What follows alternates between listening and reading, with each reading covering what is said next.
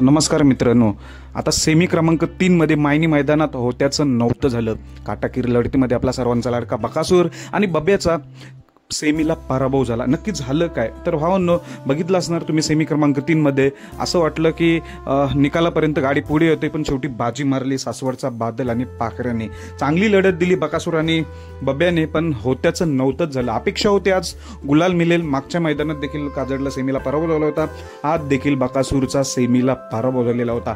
गटाला चांगलीच गाडी कडेने पळाली होती। गट क्रमांक 37 मध्ये असं वाटलं होतं त्याच स्पीडने जर गाडी पळाली तर नक्कीच काही ना काही करून दाखवतील, सेमी पास होऊन फायनल करतील असं वाटलं होतं, कारण बब्या देखील एक चांगलाच पैरा होता कुरसुंडीचा, पण होत्याचं नव्हतं झालं। बाजी मारली सासवडचा बादल आणि पाखऱ्याने, चांगली लढत दिली।